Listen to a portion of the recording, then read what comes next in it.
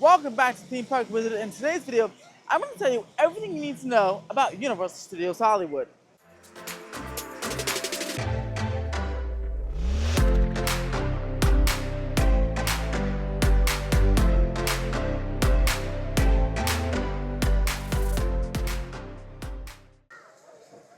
This video is intended to be a guide for people who have not been here for a while, or if it's your first time coming to the park.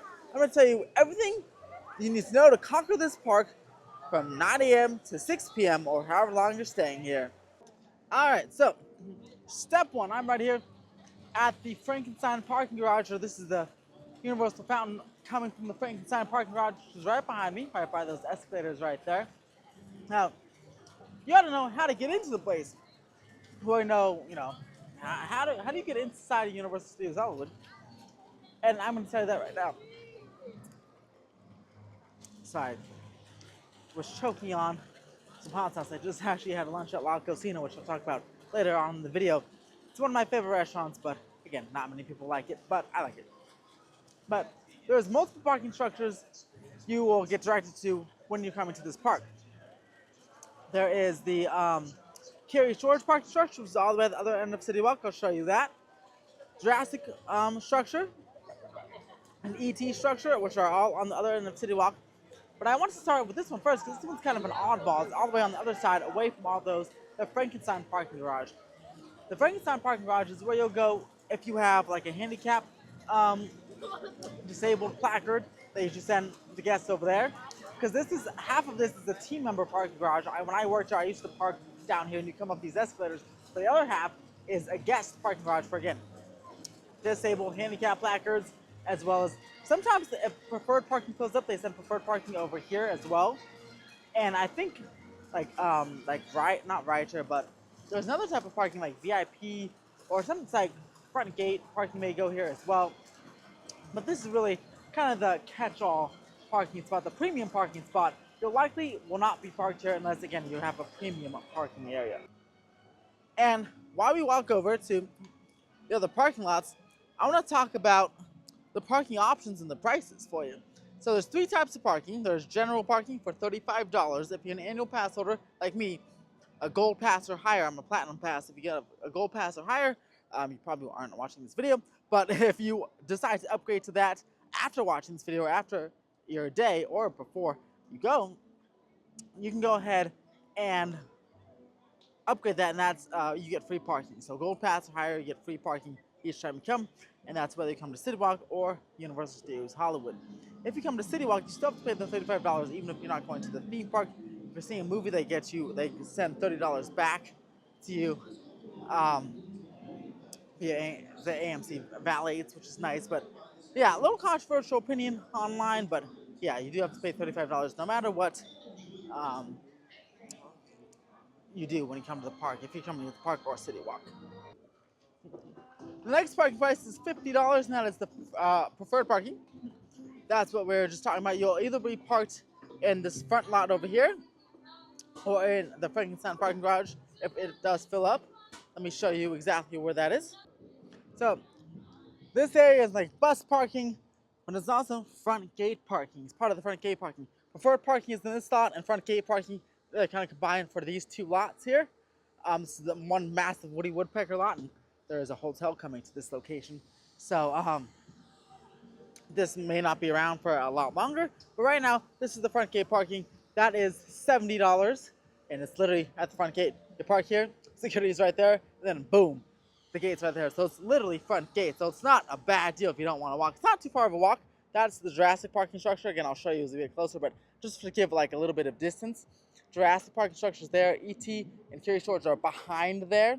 So you should go on Jurassic if you want to do general, because it is the closest to the theme park. But yeah, front gate is literally right here, and preferred parking is right there on that lot right there. So it's pretty close.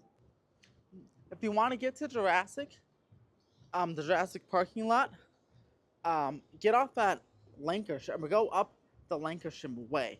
Kind of hard to show you here, but if you put it on just like on your GPS when you're coming to the park, it's going to try to take you through Universal Studios Boulevard, but you can get off the 101 at Lancashire, and anyone that goes up to Lancashire comes up from that gate, they park you in Jurassic. The Universal Studios Boulevard gate, they'll park you in ET or Curious George. So if you don't want a little bit of a closer walk, that's just getting off the 101 freeway at Lancashire. So here's the Jurassic parking lot. Now, cool thing about the parking lots in City Walk is you can enter City Walk from different levels. Like here, you can enter from levels 3 and 4 and 1.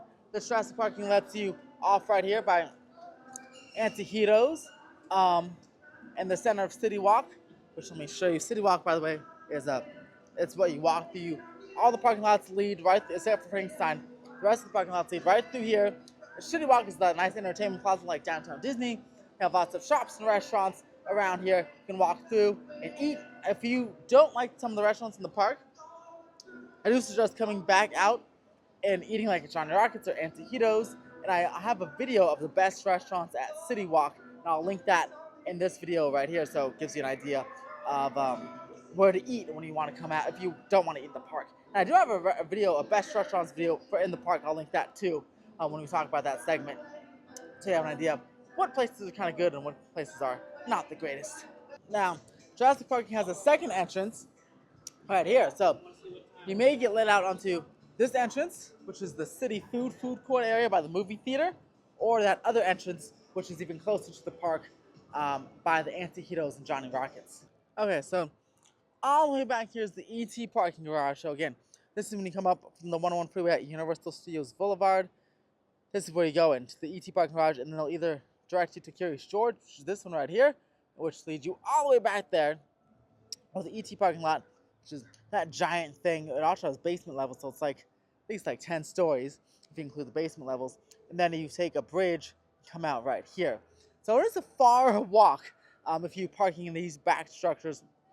So from here all the way through City Walk towards where we are at the front gate parking. So like I said, front gate parking for some people, especially families, could be pretty worth it, because you know, if you have like a couple of kids who are like restless, especially at the end of the day, because remember you have to walk all the way back here from the park. So if you have a couple of kids who are just tired and restless and just want to go home at the end of the day, yeah, front gate parking might be the best for you. But again, you can park in Jurassic parking, which is this structure, if you get off at Lancashire off the 101 freeway and come up Lancashire Boulevard. And I'll insert a graphic, to the best of my abilities, I'll insert a graphic on how that works. I should have already done it by this point in the video, but you can kind of screenshot that part of the video if you need more help and come up that way. That way you don't have to park all the way over here. You'll park over here instead, which is a bit of a head start when you enter over there, or even closer, versus all the way back here when you're completely outside of City Walk itself.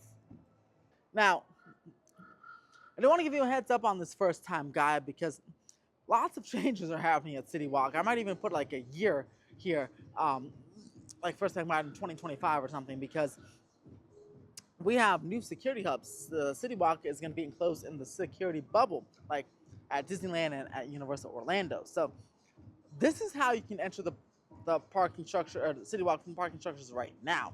There'll be 3 hubs literally starting later on this year. I mean, the full project will be complete by 2026, but the first hub may be opening by FanFest nights, like April 25th. And then you won't be able to enter like this anymore. Yeah, so this portal here will be blocked off because we'll be entering by iFly. That's one of the hubs is over on that other side. So this will still be the farthest direction. It'll just be entering a different way.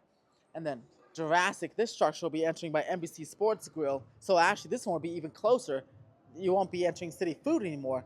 You'll be entering over towards that close location where the Antihedos was and Johnny Rockets. That's that whole area. So this will still be their best bet. So you still, either way, definitely want to get off at Lancashire and park in this spot.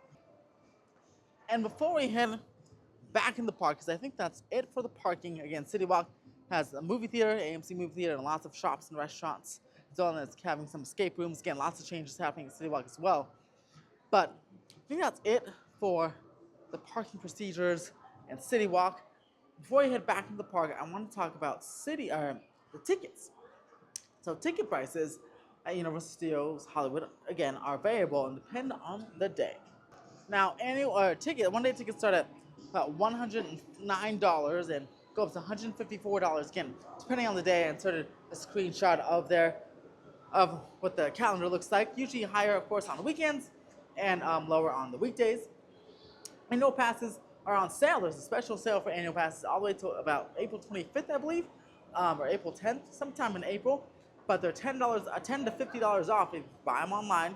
California Neighbor Pass is just a little bit more than the highest one-day tickets, $169. That's $15 more than the highest one-day ticket. So if you're in California and want to become an annual pass holder, that one is a good one as well. And like I said, so there's Silver Pass, Gold Pass, and Platinum Pass. Platinum Pass is $50 off, $549 for the entire year. You get a lot with the Platinum Pass. You have like 15% discounts on food and merchandise, as well as no blackout dates. You get a free Halloween Horror Nights ticket, just one-time complimentary Halloween Horror Nights ticket, which is awesome, and then free parking as well. So lots of good stuff there if you want an annual pass. I'll mention this later on in the video, at the end of the video as well, but I am a travel advisor, so if you want to book your trip with an annual pass or one-day ticket to Universal Studios Hollywood, or multiple-day tickets, single-day tickets to Universal Studios Hollywood, you can book your trip with me. Details are down below in the description, and you can shoot me a DM or email me at that email down below. But with that, let's go head back into the theme park and talk about the actual theme park itself. Sorry guys, I will warn you, this will be a long video, but it's because I want to be as comprehensive as possible, because this, I really want to speak to the everything you need to know title about this video.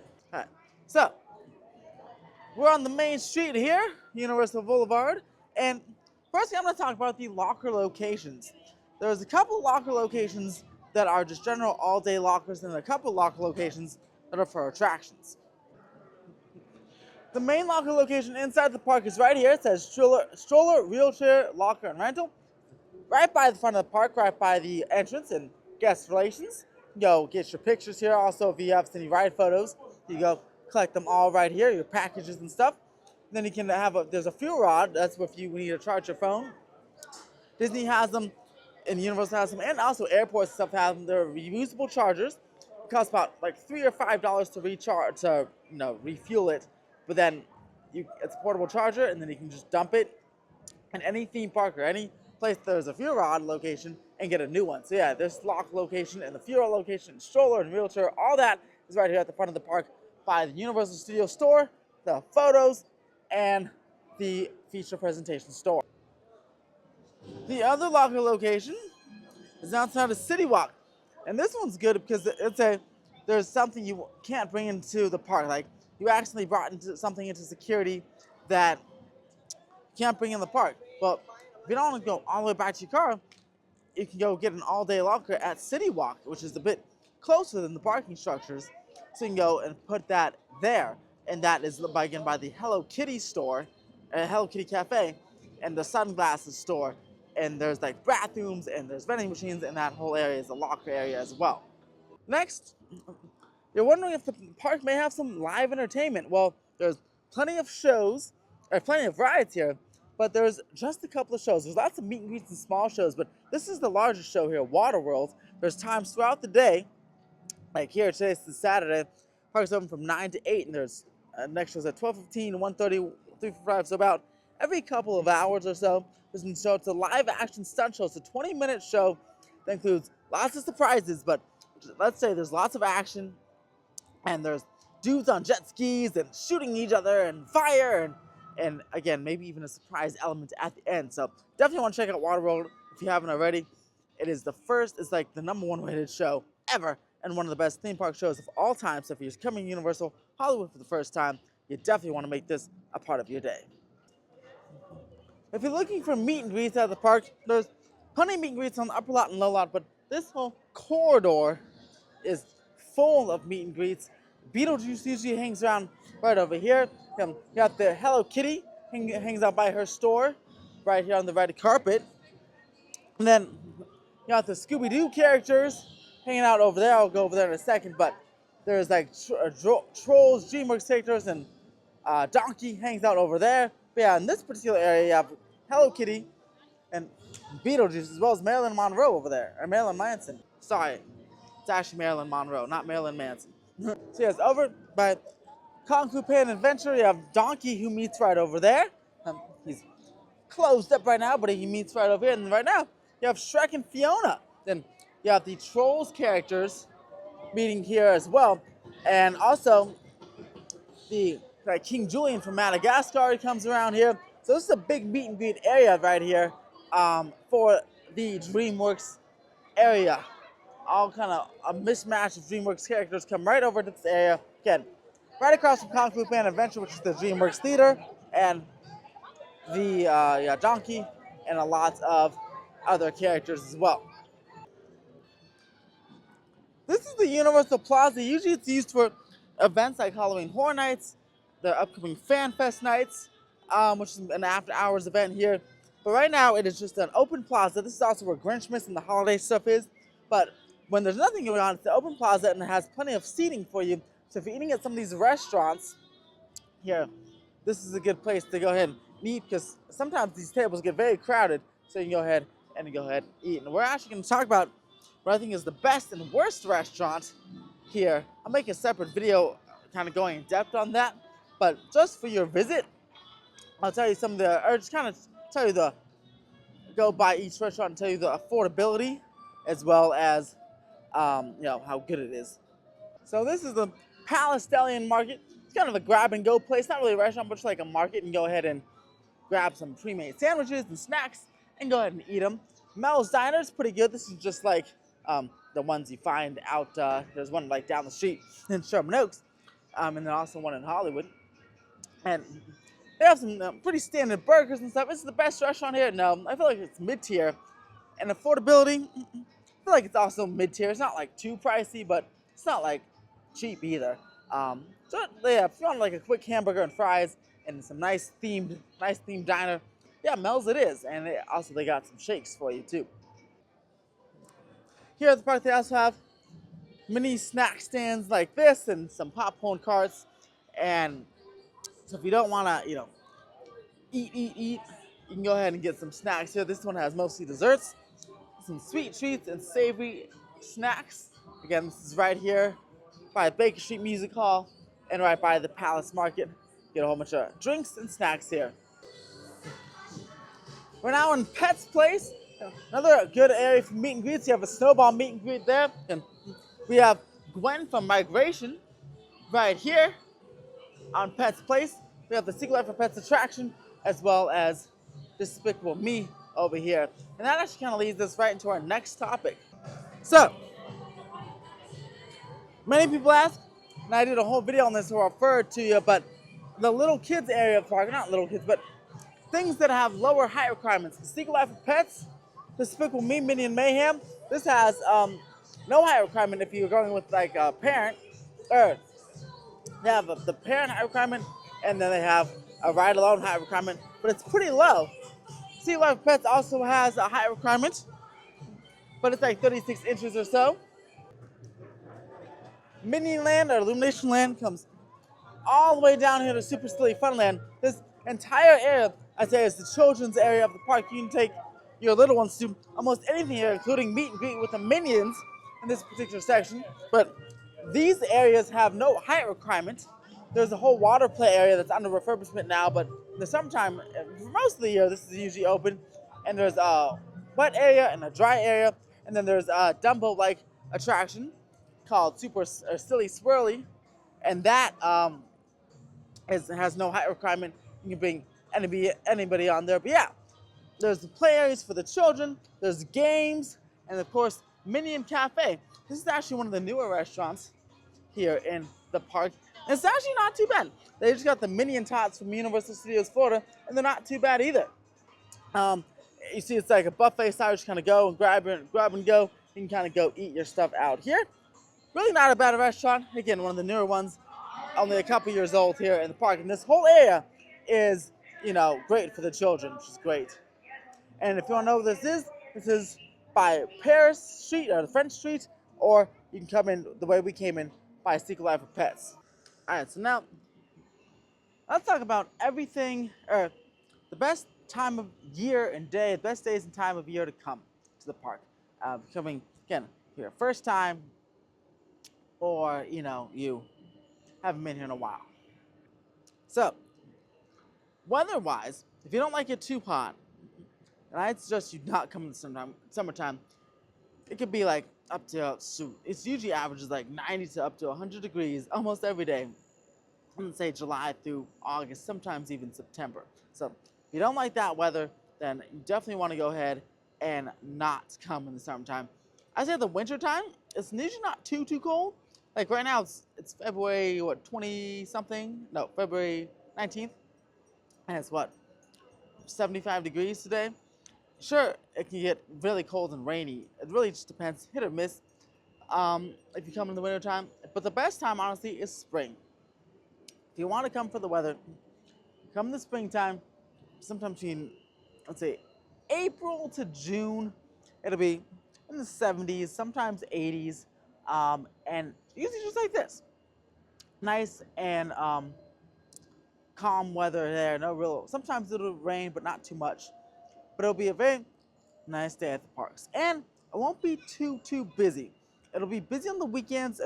Come during spring break, it will be busier. That's one thing. If you come in the winter time, like January, February, like time, if you come, even right now, the park, it's Saturday, and the park's not too busy. But if you come on a weekday, you can ride everything, which would be great. Now, that is the off season though. So if you do come in the winter time, then the park will close at 6 p.m. That's because there's not a lot of demand. It's the off season. So park will close when the sun is still up. So there won't be any opportunity for any nighttime shows or to be at the park at night if that is your thing. You want a 10 p.m. closing time, you'd want to come during the holidays or in the summertime. Then you can go catch, it would be 10 p.m. closing time, but also you can go catch the Harry Potter nighttime production shows, which we'll talk about when we get inside the Wizarding World of Harry Potter coming up in the second year. Also, if Halloween is your thing, or the holidays are a thing, then you definitely want to come during the holidays. You want to come during a Halloween is thing, you want to come September through November, early November, for Halloween Horror Nights, and you want to get the 2 p.m. day-night combo ticket so you can go enjoy the park during the daytime, but then stay as late as 2 a.m. at the park at nighttime for Halloween Horror Nights, and that way you can go ride all the rides at the end of the day, then go in the houses, and after 7 p.m. or at 5:30 when they open for that combo ticket. If you like Christmas, and well, they don't really do much for Thanksgiving, but if you like Christmas, you can go ahead and come here and see the Christmas lights during Grinchmas. That starts Black Friday, which is the day after Thanksgiving each year, and it runs all the way through like January 6th, first week of January. So if that is your thing, that's the time you want to come here to this park. And both of those times, well, Halloween Horror Nights during the daytime, the park closes at 6 p.m. But if you stay at Horror Nights, the park is open until 2 a.m. You can ride some of these rides till like 1 in the morning, like Jurassic World. So it stays open until midnight. And Harry Potter stays open until midnight. So that's pretty cool. And you can see they don't really have Hogwarts projection shows, but Halloween Horror Nights is a whole different situation in and of itself. It's really, if you like Halloween, that is the place to do it and to go see it. And you want to go ahead and check out the park during the daytime, kill two birds with one stone, get the combo ticket, ride all the rides in the daytime, and do all the Halloween Horror Nights houses at nighttime. And if you like Christmas, if you like the Grinchmas lights in Whoville, they have a fantastic show. The holiday tree lighting, and Cindy Lou Who tells a story time with Cindy Lou Who. They have multiple Grinchmas shows during the day, and the tree lighting, the world famous tree lighting at nighttime. So the holidays is your thing. You definitely want to come to this park again. Like I said, Black Friday through the first week of January is Grinchmas usually, and it runs every single day. And yeah, Hogwarts projection shows, like a Christmas Harry Potter projection show, and lots of shows in the plaza as well. And the plaza is all decked out, and you have meet and greets. It's a whole really cool thing as well. If you don't care about any of that stuff, then you can come during the off season. If you care about low crowds, you can come right now during the off season. Best time for crowds. And if you want to just come during the summertime to experience the 10 p.m. closing, stay at the park all night, then you can come during the summertime as well. It's busy, but at nighttime it'll calm down. So if you do stuff later in the evening, you'll still be able to ride everything and potentially ride things twice because people will, around 8 p.m., they'll kind of filter out, and then you'll have 2 hours really to ride all stuff to yourself. Also, if you want to come at, you might be wondering, what time do you have to arrive at the park? Is it like Disneyland? Do you have to rope drop the park in order to do everything? And the answer is no. Depending on the time of, even though what time you come, or the time of year you come, you still don't have to rope drop the thing. So let me explain. Again, this park, certainly not as popular at Disneyland as Disneyland. It's about around 10 million visitors a year. But it fluctuates. It's a very touristy park, as in fact that a lot of tourists visit the park. There's not a lot of annual pass holders. There's a decent amount of annual pass holders, but it's not like Disneyland where there's just tons of annual pass holders. It's more of a touristy park. People make this as their stop on an LA vacation. A lot of foreign tourists here you see when you wander around the park, and a lot of people from different states. And this is their stop on an LA vacation usually. So again, the crowd levels are like this. Kind of has peaks and valleys. So you don't have to rope drop the park. You can, if you came at like 8 or 9 a.m. when the park opens, you can get the whole thing done, especially on an off day, like one of those days, like a Wednesday in the middle of winter, or in the middle of January. You can go ahead and get the park done by like noon, and you can ride everything you want twice by like 2 or 3 o'clock p.m. But even on the summer days when it's busy, but the park is open until 10 p.m., you still don't need to come in at 8 a.m. to ride everything if you don't want to. I mean, the park itself has about 11 or so attractions, so you can get all those done and the shows. Just really one show, Water World, but even the smaller shows like in Harry Potter, you get everything done. If you came to the park at like noon, from noon to 10 p.m., you can definitely get everything done, even on a summer day. Unless it's like super busy, where I've seen days where things are like, every attraction's like over 100 minutes. That might be a little bit difficult that time. But that's kind of a rarity. Nowadays, during the holidays, it kind of may get like that, and some summer days, like 4th of July, may get like that. But most of the summer, it's not like that, and most of the holidays, it's not like that. You'll be able to get here at noon, ride everything you want, and see all the shows you want, and eat by 10 p.m. In terms of meet and greets, one thing I do love are the lovely New York citizens. They hang out here above the Manhattan Market on your way in, greeting guests as they continue to walk in and start their day. So make sure to say hi to them when you're here at the park too. So, right by the plaza, this is what they call the decision hub right here. You have one of my favorite restaurants, La Cocina, but please don't take my word for it, because apparently a lot of people think La Cocina is mid or bad and expensive. But I like it. I'm a simple guy, so maybe that's why I like it. But I particularly like the taco platter. But there's just your standard Mexican restaurant. Dishes are like between $10 and $17, and it's right here. Again, follow the DreamWorks stuff. Just a quick service place. You order your stuff here, pick it up there, and again, you can eat out in the plaza there. I particularly like it, but I say give it your best shot. A lot of people, I will warn you, like I said, a lot of people do not like this restaurant, but it's like one of my favorites. It's my second favorite compared to the 3 Broomsticks, which we'll talk about. And side note, Fast and Furious Hollywood Drift. This is a brand new roller coaster coming to the park in 2026, and its entrance will be right here. This is the decision hub, and its entrance will be like right there. But yeah, they're under construction. If you guys are curious about this coaster or want to see construction updates, I do weekly construction updates, including one I'm going to film tomorrow. So make sure to subscribe to the channel for that. So this is the Wizarding World of Harry Potter. Hogsmeade, if you're Harry Potter fans, you're going to love this land. I have some individual videos on this land, so you can subscribe and check those out. But right now I'm just going to go do a big overview. They have meet and greets, they have small shows, and they have 2 attractions in the back. And they have lots of shops, like Zonkos. And but the 3 Broomsticks is my favorite restaurant here, so let's go talk about that right now. So yes, Hogsmeade is a very awesome land, and the 3 Broomsticks is my favorite restaurant on property. Yes, even better than La Cocina. I like the rib platter particularly here, but as you can see, this restaurant is super themed. It even includes a bar called Hogshead. We get alcoholic drinks, but also butterbeer. Have many opportunities to get butterbeer across the land, including here in Hogshead. You can order it at the Three Broomsticks with your meal itself, or there's two butterbeer carts, one in the front of the land and one in the back of the land. You can go ahead and get your butterbeer from. But yeah, this is a very good restaurant, very nicely themed. It has a beautiful patio that looks right onto Hogwarts Castle as well.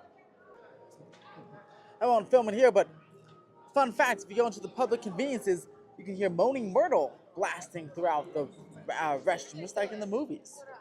So again,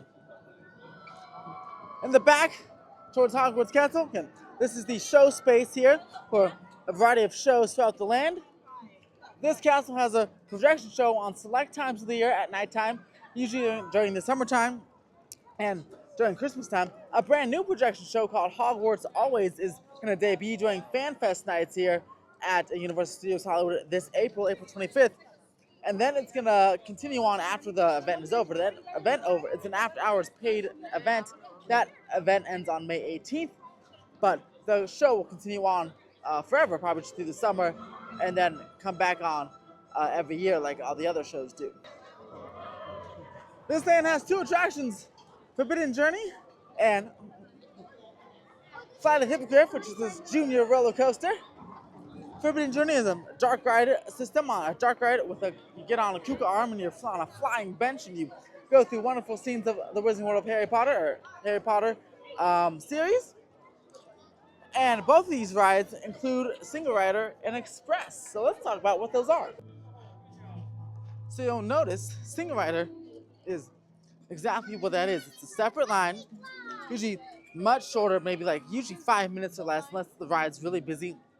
I say, golden rule of thumb, Single Rider, any theme park, Disneyland, Universal, is all about half the ride's the wait time. So if the wait time is 50 minutes, assume Single Rider is at most 25 minutes, but it's usually a lot less, like 5 minutes. And what happens is they use those Single Riders, they fill in empty seats. Like if it's a party of 5 on the ride vehicle 6, it's an empty spot. So they use the Single Rider to fill that vehicle.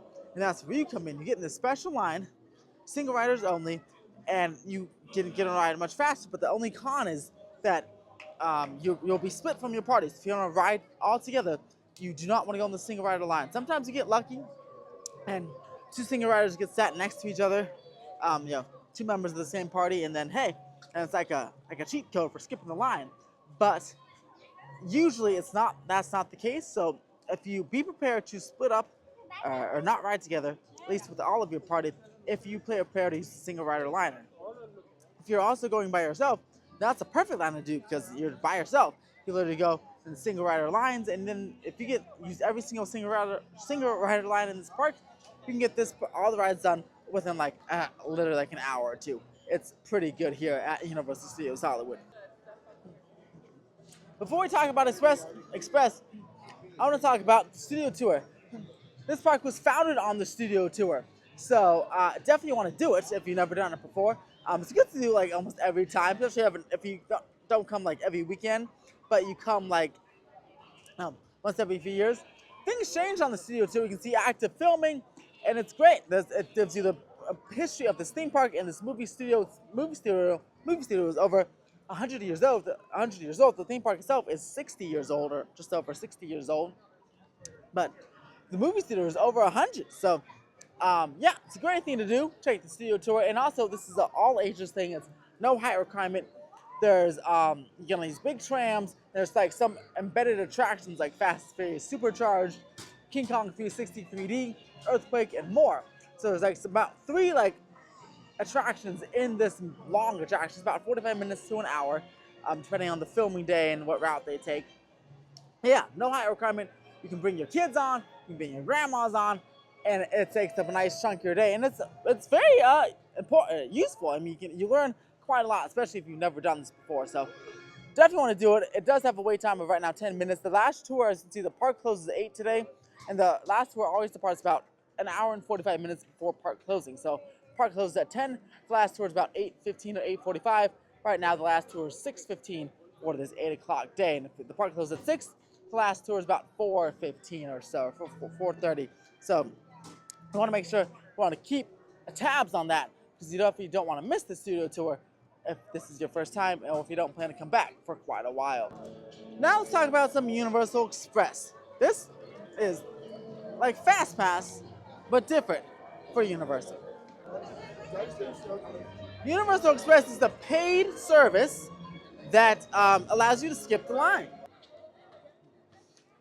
There's a multiple options for the Universal Express. You buy it, you can buy it at the park or you can buy it online. I think it might be a little bit cheaper online, about $10 or so cheaper online. Don't quote me on that though. But you can buy it online with your ticket or at the park. Universal Express, there's two options. There's the one time, so you buy that one cheaper, obviously, and you get to use Universal Express one time on all the attractions, or you can buy the Universal Express Unlimited. That allows you to use the Express Pass unlimited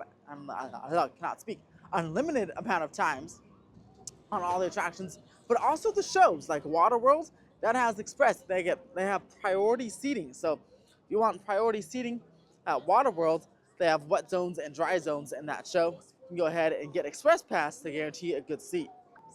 Again, this is not Lightning Lane, so you do not need a reservation time or anything.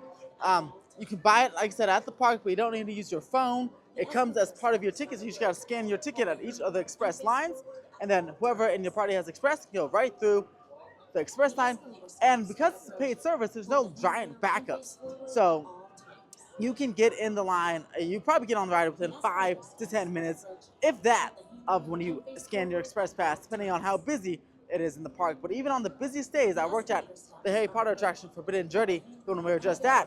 I worked there, and I remember I worked there about 2018. So I remember, like in the summertime, it was like lines were up to 4 hours each day. I'm not even joking. By noon, lines would be at 10 a.m. Lines would be at 2 hours, and at noon, lines would be at 4 hours, and the extended queue would be filled up, be a mess. But the Express Pass sometimes had 5 people in it. That's right, just 5 people in it. When the line was 4 hours, single rider and Express had maybe a combined 10 people total. So that's how worth it Express is. Certainly in those busier summer times and holiday times when the park is packed, definitely worth the upcharge. It's demand-based pricing, so the Express Pass is more expensive there, but it is certainly worth it because, you know, Harry Potter doesn't get to 4 hours anymore, but it does get to like 2 hours sometimes. So 2 hours or 5 minutes, you know, you can pay to skip a lot of the lines. So that is your choice, but it's definitely more worth it in my opinion than Lightning Lane at Disneyland, because Lightning Lane has the reservation time and it's kind of more confusing. This is just as simple, you buy it and you go type of situation. That is Express Pass. Every single ride, every single one, even the, like I said, Minions, even the kids rides like Minions have Express Pass. So you get your value's worth. It's not like some rides don't have it. The only ride that may not have it is Super Swirly, although that may have Express Pass too. That Dumbo-like attraction, that may be the only ride that doesn't have Express Pass, but I think it may actually have it. But either way, every other ride does in this entire park, big or small. And like I said, the shows have it as well, or Waterworld, just the show. There used to be 2 other shows where there's Fast and Furious coasters, and they had it too, but now it's just one show. They have the Express Pass as well, so it's much more worth it in my opinion. If it's a busy day and you want to skip line, it's not worth it in my opinion. If you're coming on a day, like I said, Wednesday in January, even today, the studio tour, as you saw, is 10 minutes. Express Pass is not worth it on a day like today because the ride times are not bad. You can just almost walk on, or everything, or wait in line. Harry Potter was 25 minutes, and when I was going through filming the B-roll for Express and Trial Switch, probably about a 25-minute wait, but that's really not that bad. It moves pretty fast. So if the ride times are about 45 minutes to an hour average, then I'd say Express Pass may be worth it for you. Depends on how much you want to wait in line, and that's really the goal there. Now, I want to talk about Child Switch because I want to talk about it with Harry Potter because they have a really cool Child Switch looking room, but it was so busy in there I actually couldn't film the room. So I'll try to film the Transformers Child Switch room, but if not, then I'll just talk about it and kind of explain what it is. Universal's Child Switch program is pretty cool. You go ahead and allows 2 parents, obviously you have 2 parents, and a child who doesn't meet the height requirement or is just too scared or nervous to go on a certain attraction. Well, the child switch program allows one parent to wait with the child, and while the other one goes on, and in a lovely room. And usually the child switch room is there, like the one in Harry Potter. It's a nice themed room right by the load station, and it plays Harry Potter movies all day. And so while the parent's in line, then gets on the attraction, the other parent and child are waiting in the room, and then you swap. So when the one parent is done, or one person in the party is done, that other person goes in the room, and the parent waiting in the room can then quickly go on the ride without having to wait in line again, which is pretty cool. And that is their child switch program. So I think most of the attractions do have this. It says on the app, which I'm going to talk about the app as well. That is a pretty good app to have. But Transformers and Harry Potter for sure have it. Mummy, I think actually has it as well. I think I've seen the word child switch room on the exit there. But the app will tell you everything you need to know about information for all the attractions when you click on it, and I'll show you, kind of explain how the app works in the next segment, or in a couple of segments here. Okay, so we're now at the lower lot, home of Jurassic World, the Mummy, Transformers, and Super Nintendo World. This is the more thrilling section of the park. It's pretty busy as well. It's kind of a congested spot, but this is the more thrilling section of the park. You have the Jurassic World Miniland. You have meet and greets with dinosaurs right there, which is pretty cool. You can meet Blue, the raptor, as well as a baby Tango, a baby raptor, as well as a Triceratops that sometimes comes coming around here, and sometimes they allow you to pet him. Jurassic Outfitters is this Jurassic World gift shop, and here's the Jurassic World ride. There's also a play area there called Dino Play for the young children. The difference between the upper lot and lower lot, of course, it's much smaller down here on the lower lot. But like I said, there's more thrilling attractions. Next to me is the Mummy, which is the indoor roller coaster. Jurassic World has an 85-foot drop, and that is the park's only water ride. But there's lots of cool animatronic dinosaurs in there. You go through, it's the new bar, and then the T-Rex and Indominus Rex get you, and then they fight. And while you escape down an 85-foot drop into safety there. And really cool ride, definitely want to check that out. And then we have more meet and greets for Transformers. Throughout the day, various Transformers meet and greet here. You can see on the list there, you have Optimus Prime, Bumblebee, and Megatron. Megatron is the funniest because he roasts people because he's supposed to be mean. Bumblebee is pretty cool, or they're all pretty cool, just the fact they're just so humongous and they're pretty lifelike. Over here, the land's lower restaurants are Panda Express and Studio Cafe. Studio Cafe is like what the market, the Palisades Market that we talked about before, kind of a grab-and-go situation. The Panda Express here is just your typical Panda Express, except probably more expensive than the Panda Express outside the park, but it is exactly the same as the ones outside the park and the one in City Walk. Again, Transformers the ride 3D here.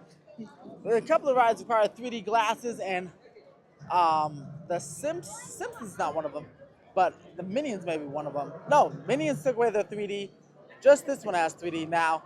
But yeah, pretty cool ride. It's not my particular favorite, but it's a nice dark ride, especially if you like Transformers. I feel like it's something you want to go on. It's definitely something, if you've never been on before, definitely want to try it out. It uses the scoop system that you see at the Amazing Adventures of Spider-Man over at Universal Orlando Resort. Now we're entering Super Nintendo World.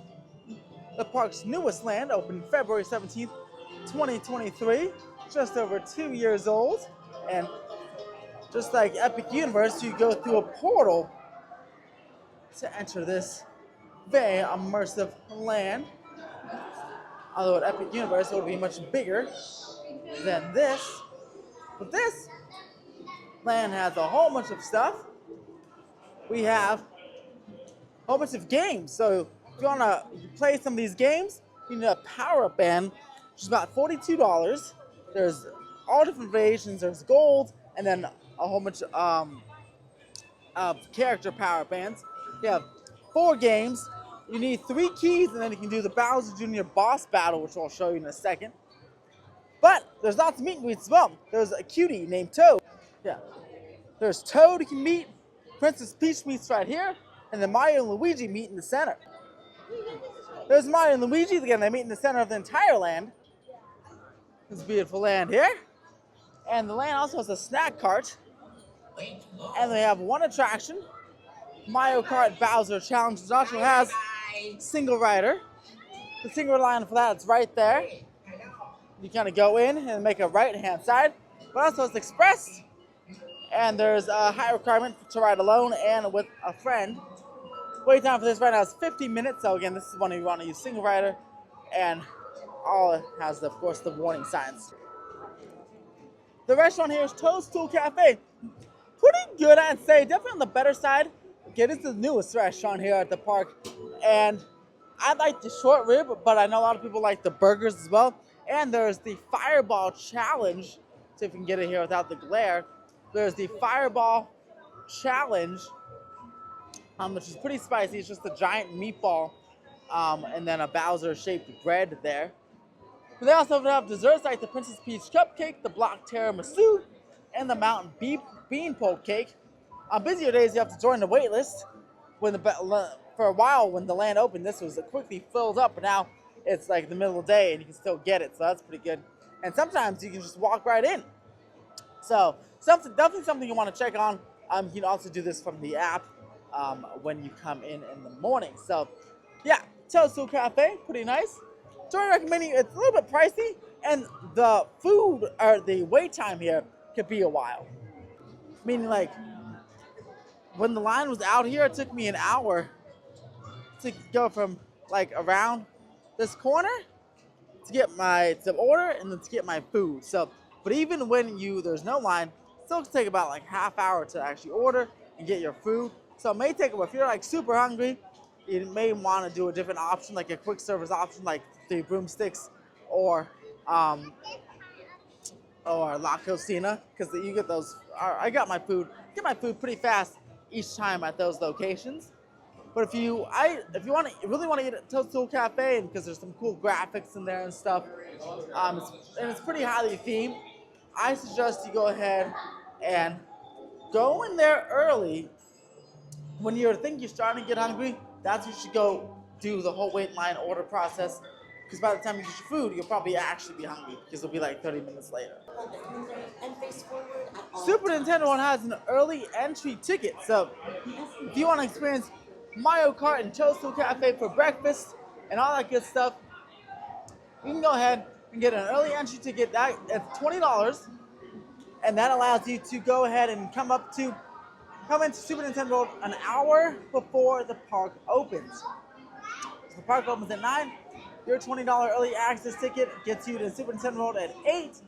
And it includes, it used to include, I don't know if it still does anymore, but an express pass to the studio tour. So it used to include, you get that perk, then you have an express pass until 11 a.m. for the studio tour. They may have taken that perk away. So again, make sure to check online. But that's what it used to include at least. But yeah, that early access ticket is available. It's about $20. Sometimes it goes up to $25, maybe $30 on the busiest days. The escalator steps are approaching. Like summertime. So, is it worth it? Again, if you really, really, really want to see Super Nintendo World, I say so. But if you're coming on a, not busy day, like right now, 50 minutes for Mario Kart, a bit busy. It's Saturday, but if you're coming on and there's a line for TOADSTOOL and a big line for a lot of the mini games had a big line. So I'd say yeah, today early access would have been worth it. But if you're coming sometime in the middle of the week in January or February, it's not worth it. You can do everything. There'll be nobody there.